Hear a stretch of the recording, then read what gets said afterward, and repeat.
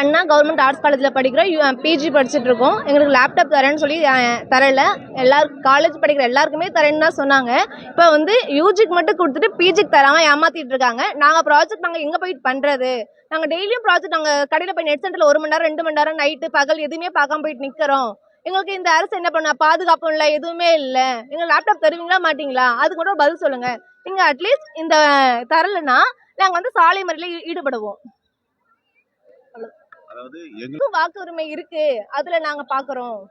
ஓட்டு இருக்கு, எங்களுக்கும் ஓட் லிஸ்ட் இருக்குல்ல, நாங்க அதுல பாத்துக்கிறோம். எங்களுக்கும் லேப்டாப் நீங்க கொடுத்ததா ஆகணும். எதுவுமே சொல்லி நீங்க மழுப்பி வேற எதுவுமே காரணம் எங்களுக்கு எந்த ரீசன் தேவை கிடையாது. எங்களுக்கு லேப்டாப் கொடுத்ததா ஆகணும்.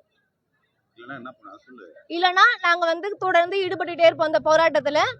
எங்களுக்கு இந்த டைம்ல எலெக்ஷன் வருது, நாங்க எலெக்ஷன்ல பாக்குறோம். எங்களோட ஓட் லிஸ்ட் எல்லாருக்குமே ஓட்டு உரிமை இருக்கு, நாங்க அதுல பாத்துக்கிறோம். எங்களுக்கு எந்த காரணம் சொல்லி லேப்டாப் தராம